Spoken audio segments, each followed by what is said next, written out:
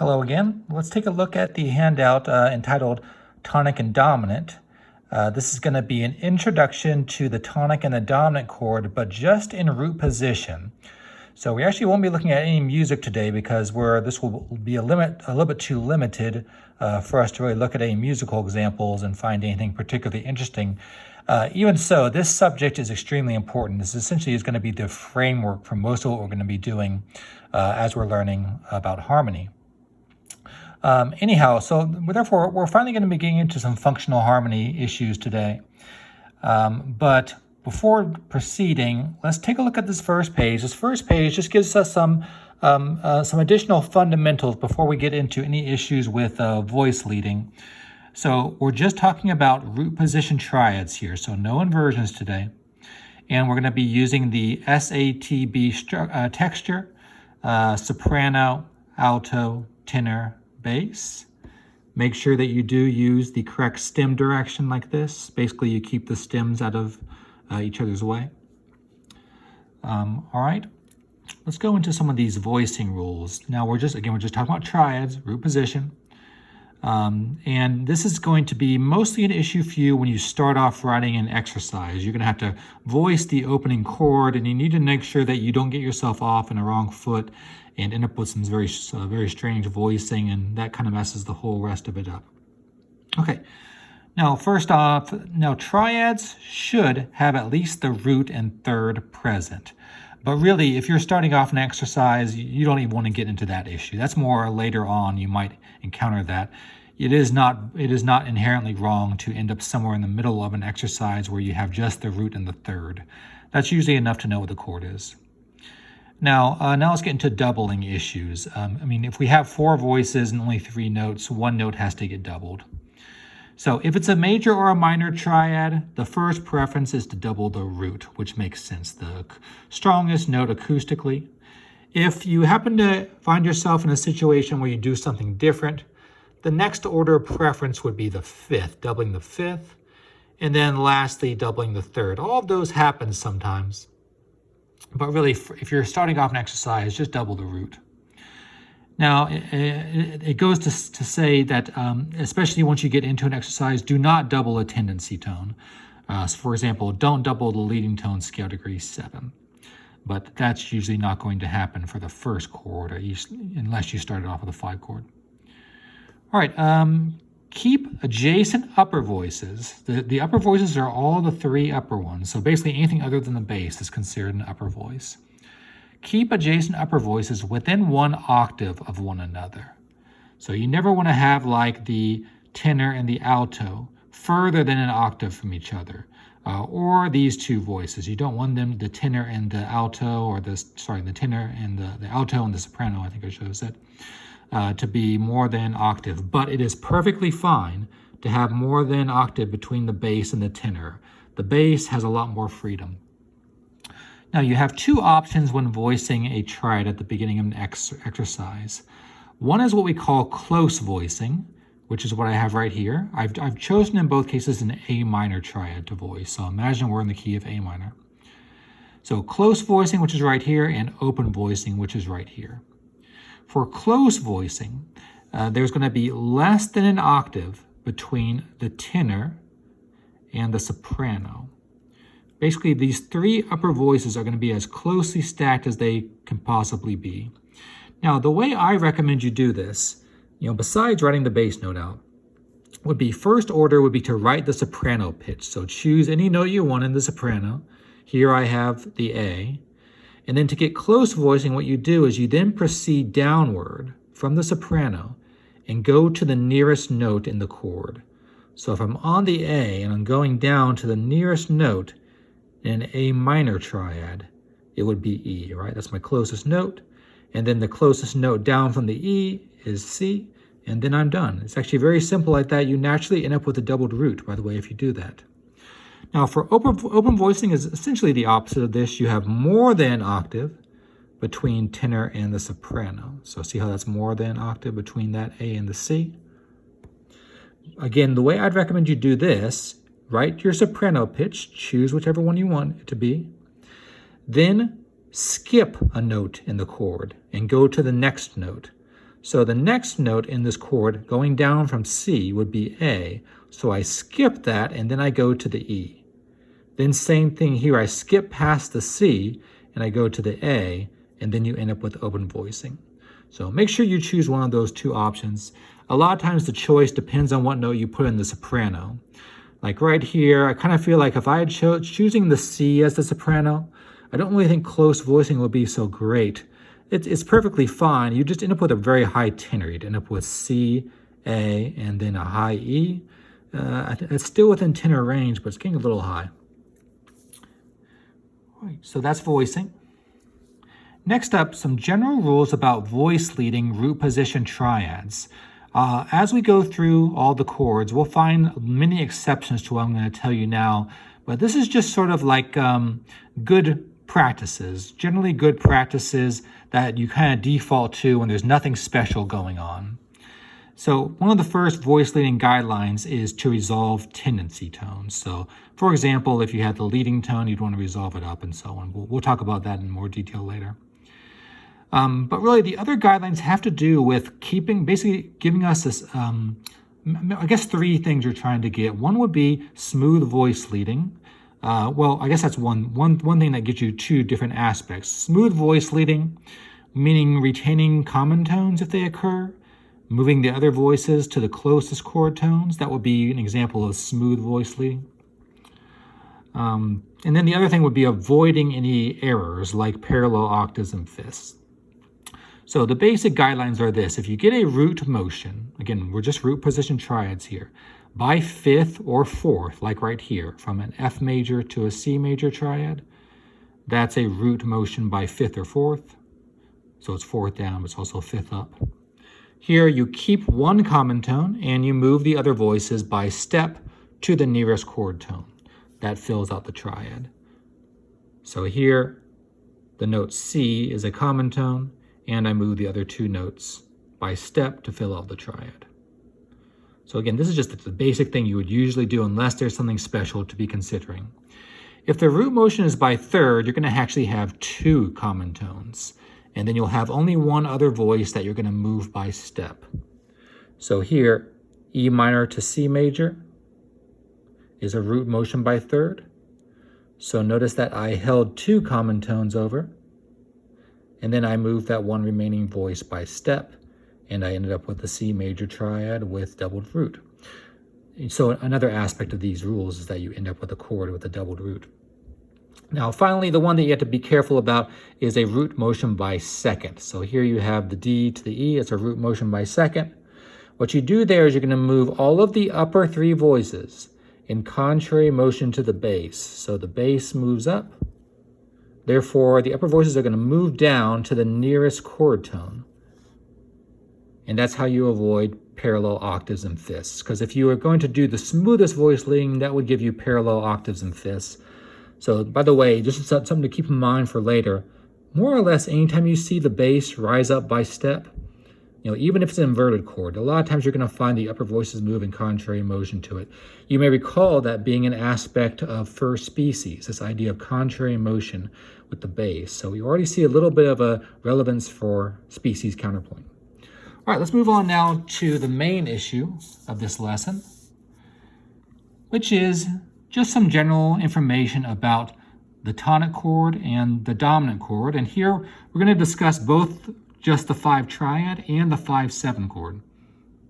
And again, we're just doing root position here. So next lesson, we'll get all the inversions in and talk about this.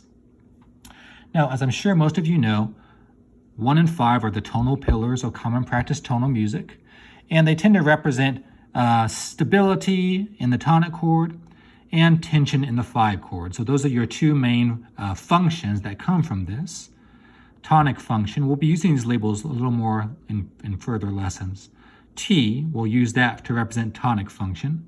And the represented or the associated scale degrees for tonic function in general are going to be scale degrees 1 and 3. Those are your two very stable scale. Of course, 5 is also stable, but it's a chord tone that's in both tonic and dominant.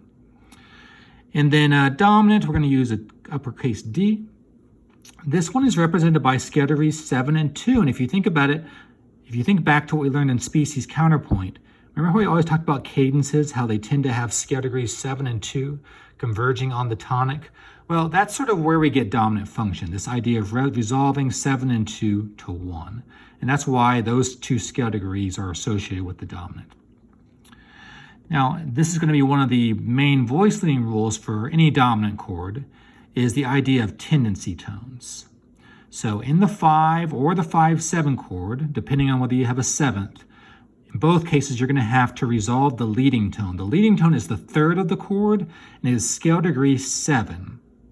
And it resolves up. That's your leading tone, T to Do resolution. And that occurs in both the 5 chord and the 5-7. Now, if you have the 5-7 chord, you also have another tendency tone. Basically, these two notes make up the tritone.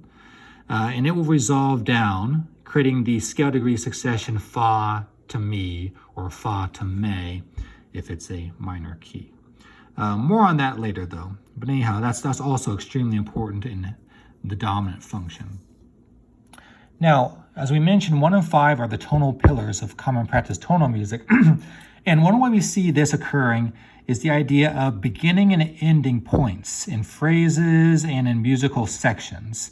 We tend to know that beginning points tend to be stable, represented by the tonic, but ending points tend to have some sort of relationship between these two chords, and this is where we get cadences. So one of the main functions of these two chords is to produce various cadences.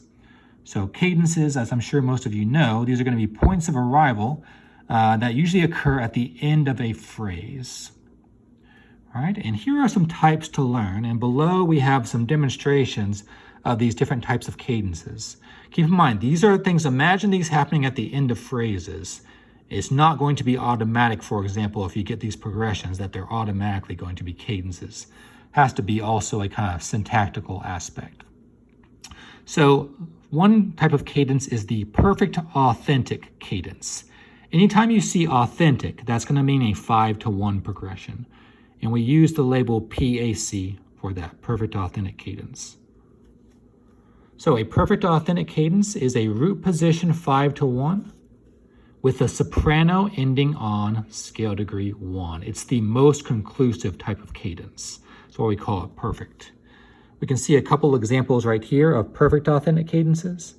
It stands to reason that if we end on Do, it's either going to be Re Do or Ti Do happening for the 5-to-1 progression.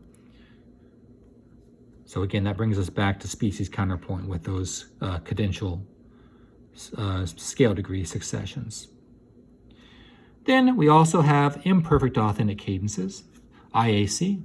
Same idea, root position 5-to-1, but here the soprano will give you a less conclusive effect by ending on scale degree 3 or scale degree 5. So other notes in the tonic triad. Let's see, here are two examples of IACs like this. Root position 5-to-1, but the soprano ends on 5 or 3. Those will give you less conclusive effects. Now, in addition, a couple other ones I wanted to mention here that I'm not sure whether these oftentimes are true cadences, but they're sometimes mentioned in various books.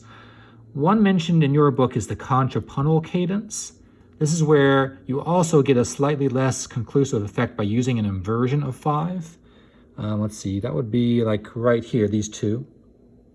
So again, I get the Re Do and the Ti Do, but I use some sort of inversion of the 5 chord, and I get a different bass. But we haven't talked about the inversions yet, but this is just going to be one possibility.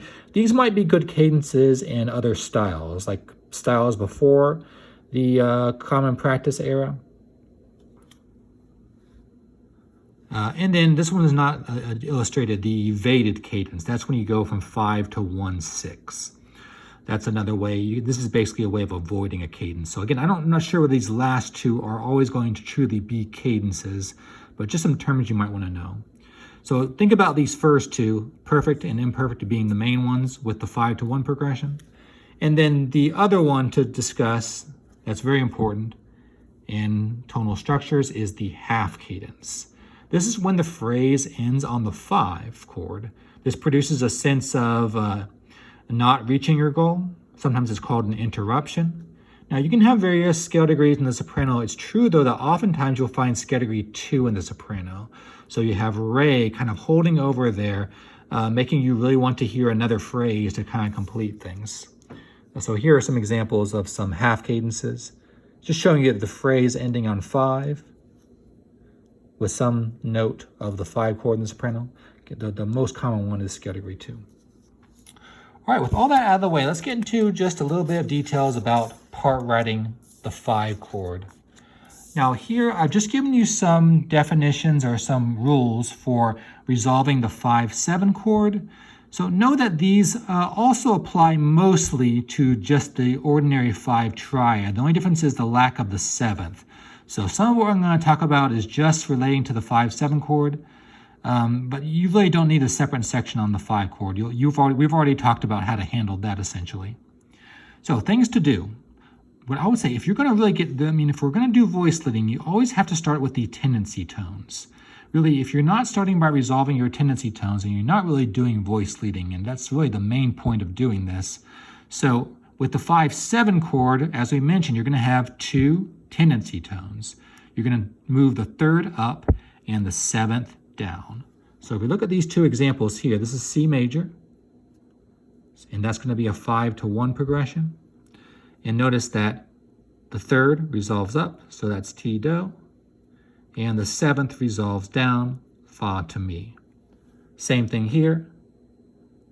The 3rd of the chord resolves up, and the 7th of the chord resolves down. Okay, now there's one more important thing to think about even before you get into that resolution though, which is how you've voiced the 5-7. Now these rules only apply to root position 5-7. When we talk about the inversions of 5-7 next time, this is not really an issue. You don't really have the issue of complete or incomplete. Complete means that all 4 notes in the chord will be represented. Incomplete means you leave something out. For the complete 5-7, again, I have root, 3rd, 5th, and 7th. For the incomplete 5-7, I leave out the 5th. So you omit the 5th and you double the root. Okay, so you definitely do not want to double the 3rd or 7th because those are tendency tones. So for the incomplete 5-7, you omit the 5th. So notice there's no D. And I double the root, and notice the doubling of the G there. Now, why is this an issue? Like, why do we have this complete and incomplete? Well, I think there's a reason, and it has to do with the 1 chord you get after it. If you have voiced a complete 5-7 chord, and you resolve everything correctly and move things as close by as possible, you are naturally going to get an incomplete 1 chord. All right, make sure you know that this happens. Don't try to force something different here. One common mistake that will be made is that because this is lacking the 5th, sometimes the students will want to move that D to a G so I can get a complete 1 chord.